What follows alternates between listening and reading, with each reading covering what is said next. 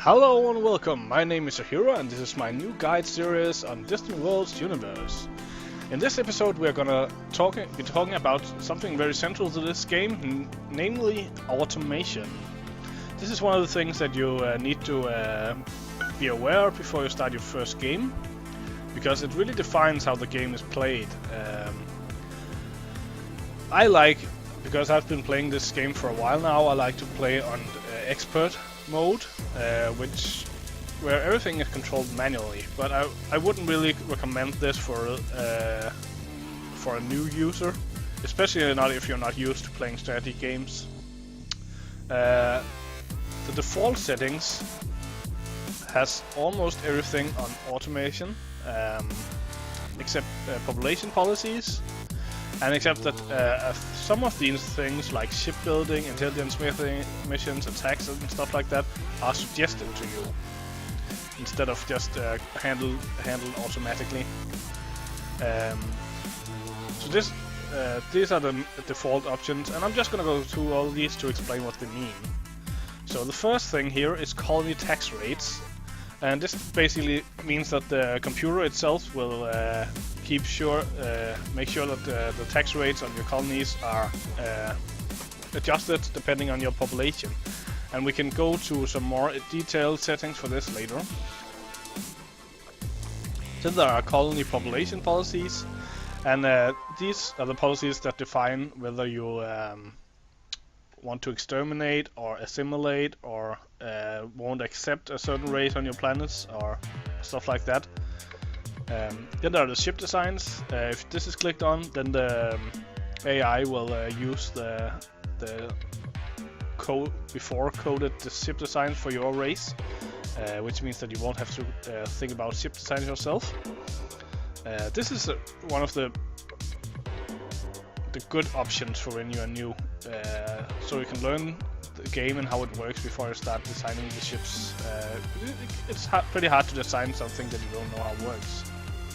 Then there are troop recruitment, so if you take this on, then the computer will make sure to recruit troops for you. Then there are fleet formation. If this is checked on, then the AI will group your military ships in fleets for you. If research is clicked on, of course it will make sure to do research by itself. And character locations, it will relocate characters to wherever it thinks they make the best use of them. Then you have colonization, and these things, if you click these things over here on, they will automate according to some rules that you are gonna look at later, but they will just basically be automated. Over here you can choose how much automation you want. So for example, colonization here, you can either choose to control completely manually, you can get the computer to suggest new colonies to you, and this is a very important option, or you can fully automate it. And the reason I think that suggesting is a very important option is that it's kind of the best of both worlds. So if you are a new player, I definitely recommend that you at least have suggestions on for your first game, because that way you won't forget about things, or you will be reminded that things exist, things that you maybe didn't even know were there. So that's the reason for using this. But let's run through the rest of them. Shipbuilding. So if this is fully automated, the computer will build ships for you. And if it's on suggest, then it suggests what ships you should build. Again, the same with intelligence missions, suggest offensive missions. Control manually, fully automate. So this is what your intelligence agents will be doing. Attacks against enemies. Again, you could get them to suggest some targets, or you can make it do attacks automatically. Diplomatic gifts, so that's money sent to other species to make them, or other empires to make them like you. Again, you can control manually, suggest, or fully automate. Then there are treaties with other empires, war and trade sanctions, colony facility building. So that's all the facilities down on the planets, like armored factories and bunkers and stuff like that. And then finally there are pirate missions. So most of these are pretty self-explanatory in what they do, but it's these three options that make it interesting. And what I would suggest before we go on to the next level, what I would suggest for a new player is to simply put all of this on suggest. All of this on suggest, and then I would probably do research myself just to make myself acquainted with the different research topics. Maybe also do troop recruitment for yourself, just because then you'll have a bit greater control over your cash flow. But ship design, fleet formation, character location, that's up to you. That's you can always go back and change this. So if you start a game up like this, you can always go back. Okay, I'm getting pretty tired of the way they make fleets, so I'm just gonna check this off, and then you can take care of it yourself. So it's not like it's binding thing or anything. Then there are also these empire settings, and these also control some of the basic things for your ships. So, for example, you can see here that the default engagement stances for a patrol mission is to engage system targets, for an escort mission is to engage system targets, and so on. And you can change this to no default stance, to engage when attacked, again nearby targets, and stuff like that. These are the more advanced settings. I haven't really been dabbling with these myself yet, but again, there are some default. This is when they are on automate, by the way, and this is when they are on manual. So this is how they behave when they are on manual control. Then there are some fleet attack settings. Don't when they should refuel, when they should assemble, if they are dispersed. How they should attack, how much overmatching they should have before they do attacks. With this here, and this is for automatic attacks. It has nothing to do with your manual control of the fleets. And then there are the ruins. The standard is that when you encounter a ruin, you will get asked what to do. But you can also set it to, because most of the time you'll just want to investigate.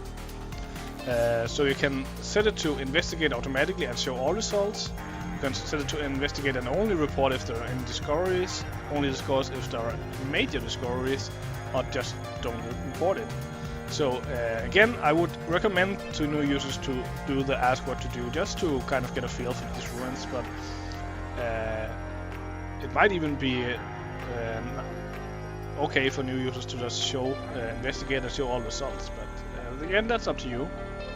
Then this here is for new ships you build, if they should be automated or not, and it comes by default it's clicked on, so by default all the ships you build will start out automated. But if you're playing a manual game, that might be a bit annoying for you. So you can click this off, and then all ships you build will start off not being automated, which means that if you actually do want to have them automated, you need to do that yourself. And then finally there's a suppress of pop-up screens. If you want to suppress all those, you can also go into the message settings here and control which kind of messages you want. Scrolling messages is the messages that scrolls up here, and pop-up messages is the ones that comes as a pop-up here or up here in this area. So this is the settings in the options menu. You find them in the options here, and they are right here, and you can change them throughout the game. So it's not like it's something that has to come through the whole game. You can start out with this and just put things on manual or automatic as you see fit. But this is definitely what I would suggest for a new player, plus or minus character locations. Then there are some more options for the more advanced user, and I haven't even, well, also because I don't really do automated games, but if you like automated games but still want more control, this is where you go. So this is the Empire policy screen, and here you can decide. So this is the this reflects the screen that we were just at. So this is the treaties, the diplomacy treaties. And as you can see here, it's the same drop-down menu as we had before. Still suggest new treaties, but now you can decide what they should suggest, or if it's fully automated, what they should do. So you can say, okay, the priority for a free trade agreement are normal. Is it high or is it very high? And the Mutual Defense Pact willingness to break treaties.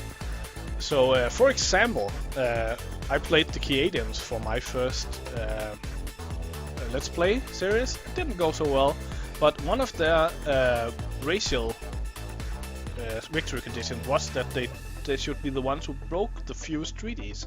So if you are playing those, even if you had it on suggest, and especially if you had it on automated, you should probably go and take this to low. Then there are, again, war and trade taxes. Again, you can decide like in the previous one, and you can decide if you want to make automatic blockades when you have trade sanctions. And again, priorities. Then there are the diplomatic gifts. What's the limit of the size of gift you want sent? Again, suggesting, control manually, fully upgrade, automate, economy and trade. Do you want to trade with other empires? This is something that's always automated because trade is done by your private fleet. So this is something you might want to go into, even if you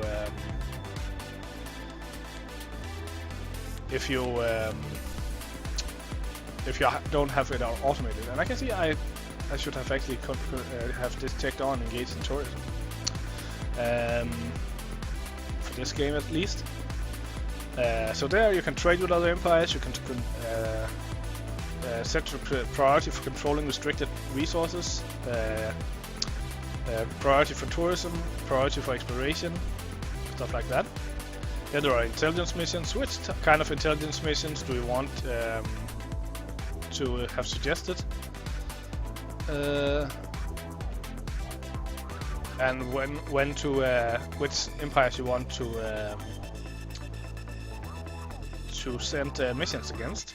And again, you can, if you have this on this settings with suggested offensive missions, then we'll use these settings to find out which missions to suggest to you. If you have it on automated, it will use these settings to do stuff. So you can kind of see if, okay, I want the computer to keep reminding me that I have an intelligence agent, but I don't really want all of this stuff. So I might only want to steal resources. So I could do like this, check all of these off, and then every time my intelligence agent comes home, the game will remind me to go and steal some technology. Again, colonization, suggest new colonies, fully automate, control manually, and you can set priorities for which different planets you want. You can decide if you want to recruit some new troops at the colony, if there's something you want to build right away. So for example, on most of my colonies I tend to build a small spaceport right at the start, so I might want to do that. And then the default population policies. So for my race here, the default policies are assimilate for my own race and to enslave other races. And I can then maybe use penal colonies to implement enslave policy. And I'm not exactly sure what penal colonies are, but if you know, please speak up in the comments. Then again, there are facility building, if you have that on automate, what you want to build and stuff like that. Tax rates. Now this is one of the important things, because tax rates affects how much growth you have and how much migration you have from your planet. And in my previous series, in the previous patch, you could kind of do a zero tax exploit, where you had zero tax while your planet was growing, and then you had a faster growth rate. But that had kind of been disabled in the new patch, so I'm not totally sure how these should be now, but you can adjust your tax in these three population categories, and you can automatically increase it when you are at war and stuff like that. So this is how to automatically control your tax. I suggest that you use this for your first game, and then maybe later on you can kind of go into some detail, maybe start controlling a planet or two yourself, and then get a feel for it before you control it completely yourself. Then there are research. Here again you can here you kind of design balance your research priorities. So for example, if I had this automated, I would focus on raw power, and I would focus on my special my engines, on bombard weapon, on phasers and missiles. This is something that's set for this race, but you could focus on anything really. Then you can decide if you want to prompt for a retrofit when new tech becomes available. So if this is checked, then every time you get a new technology, the computer will ask you if you want to refit your ships on bases and stuff like that. You can also automatically upgrade fighters to latest when not in battle, and this is for carriers. And then down here you can select which of your design sub-roles you want to automatically upgrade. So this is also useful for when you are doing manual games. You can decide, okay, I am doing manual games, but I want the private ships to upgrade automatically. I maybe also want my mining stations to upgrade automatically and stuff like that. And they will go do that. And maybe I usually use my escorts for just flying around. I also want them to upgrade automatically. Don't want my resupply ship to upgrade automatically though. So you can just decide here which kind of ships you want to upgrade automatically and which you want to manually upgrade. Then there are there are two options up here about research and about automated ship design. So these are both controlled here. Then there are construction. They can just decide which kind of fleet you want, which distribution among the different ship types you want, how big a planet needs to be before it should build a different kind of spaceport and stuff like that. So again, that's if you have either suggestion or automatic construction of ships and buildings or space bases. And there are how to control troop recruitment, how to control war and attacks, boarding and capture, and fleet formation. I won't go into details against all these things because you won't be able to remember it anyway, but this is basically where you could do all the advanced controlling of the automation. So, hopefully you've enjoyed this video, and hope to see you in the next one.